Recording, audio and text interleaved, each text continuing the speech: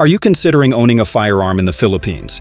The journey begins with understanding the legal framework set forth by Republic Act 10591, which governs firearm ownership. The initial step is to secure a license to own and possess firearms, LTOPF. This essential document ensures your candidacy for gun ownership is recognized by the law.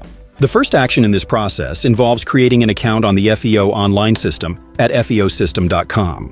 This platform becomes your online hub for all transactions related to the Philippine National Police, PNP. With your account successfully established, your next moves will revolve around scheduling two highly significant tests: the Neuro-Psychiatric exam and the drug test. These evaluations, typically administered at the PNP Health Service and Crime Lab, can often be accessed via one-stop shops located in Camp Crame or various regional police offices. While you await the results of these crucial tests, both of which are conveniently linked to your online account, it's time to gather the necessary clearances. A pivotal requirement is the National Police Clearance, which can be efficiently applied for through an online portal, simplifying the process. In addition, attending a gun safety and responsible gun ownership seminar is mandatory. Conducted by accredited PNP providers, it goes beyond a mere formality, equipping you with essential knowledge regarding firearm laws, safe handling, and operational mechanics. Successful completion of this seminar earns you a certificate, subject to validation by the Firearms and Explosives Office. Don't overlook the paperwork. Be prepared with your PSA birth certificate or a valid passport, 2 government-issued IDs, and proof of residence, like a barangay clearance.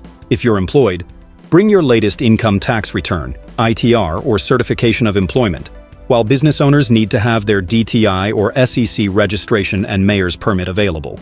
Now let's delve into the various types of licenses available under the LTOP scheme. The classification of your license dictates the number of firearms you are permitted to own. For instance, Type 1 allows ownership of up to 2 small arms, Type 2 expands this to 5, and Type 3 permits up to 10. Moreover, Type 5 is reserved for certified gun collectors who own over 15 firearms. Beginning in 2026, you can choose to apply for a license with a validity of either 5 or 10 years. The associated fees will vary depending on your profession and the license duration. Government employees and senior citizens may benefit from discounted rates.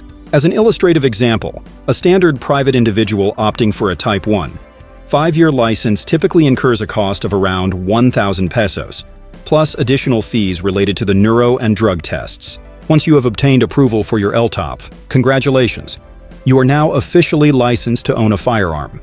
However, you still need to make a purchase before taking possession of one. This stage requires visiting an authorized gun store, where the next step unfolds: the firearm registration process, resulting in the issuance of a blue card tailored to the specific serial number of your firearm. This official documentation serves as proof of your ownership and registration, ensuring that you comply with legal mandates.